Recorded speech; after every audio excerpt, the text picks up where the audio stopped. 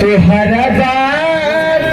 हमके पूछी ना कोई अरे यार ओके तोहरा के कोई रोई भुला गई तू ही तजी के कहोई लइका कहता कि जहाँ तू तो जा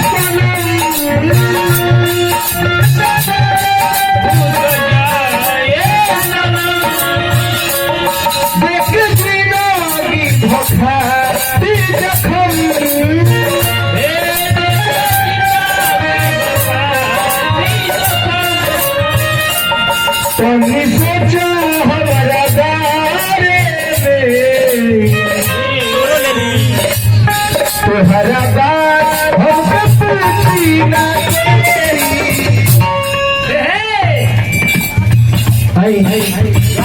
मंजर भाई की तरफ से पुरस्कार है राजा जी के कुछ कहने के बाद यहाँ का बनी बहुत धोखा कर यार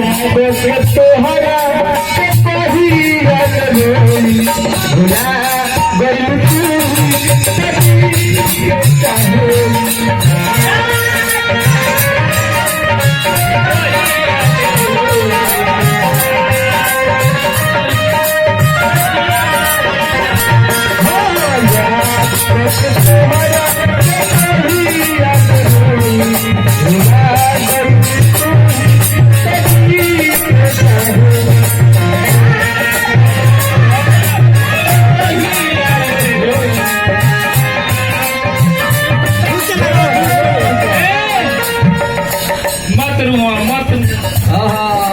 सजाओ हो कुछ भी नहीं वाला ओटा नहीं से कहां को हवा बोलूंगा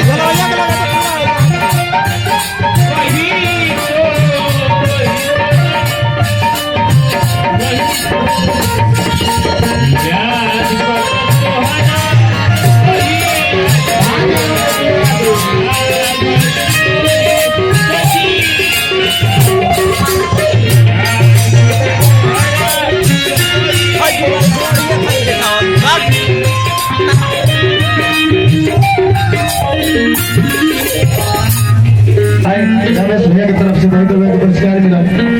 भगवान से निहरा गई सुभाष साथी लड़का प्यार में पागल बा लड़का प्यार में पागल होता सिरकुट भी नहीं पागल के संतो ग्राउंड है वो बा जोरे पागल लड़का पागल आगल बा और ढेर दिन तो ढेर बेटा ही है हां कहा था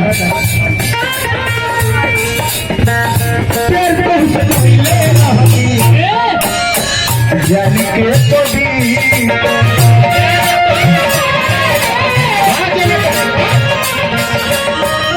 हम नहीं जानो की ऐसा करी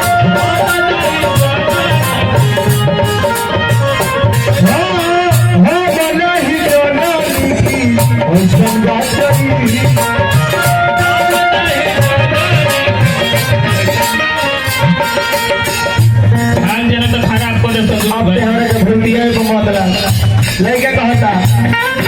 यू दिल को नदी से जुदा कीजिए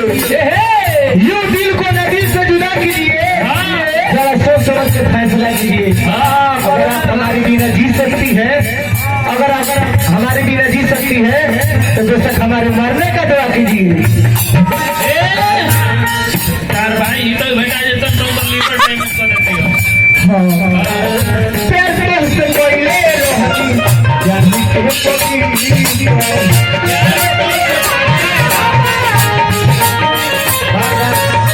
कि हम नहीं जाना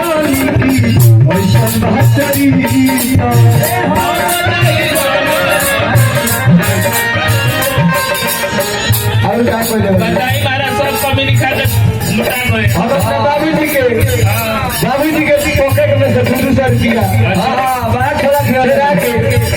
आई बाबू की तरफ से पुरस्कार है भगवान से नहीं हो रहा आई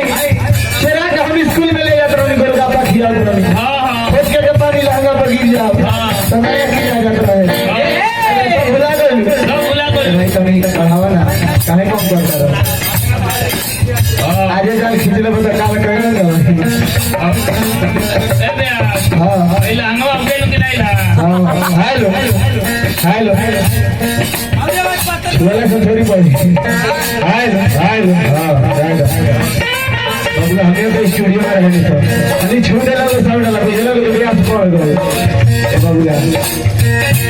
नहीं क्या कहता देखती हालू तो आई सच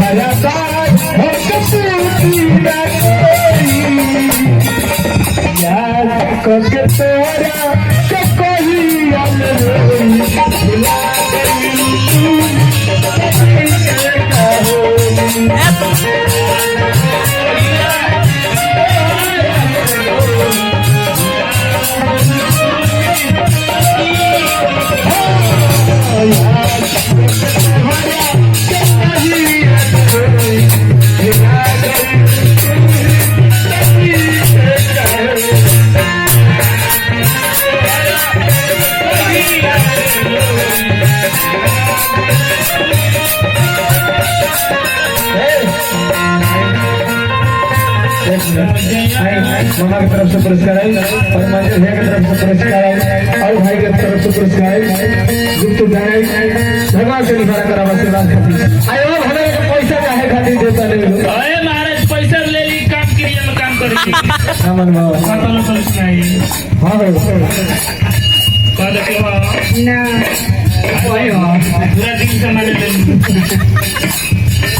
ना जी प्यार भाई का मतलब है जी कोरोना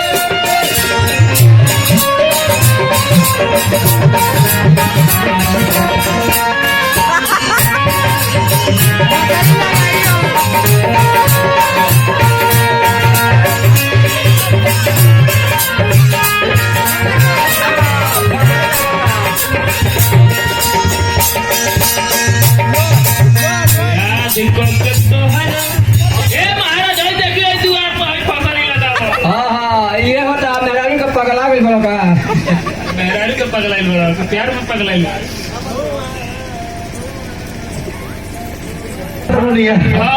तुम प्यार करे लुकेला हम तारे का जान देवे थोड़ी जाती ना ना ना ना पुरिया के खियाई ये तो सब मार खा के चलो भाई राय अब मैं खिलौना का दिया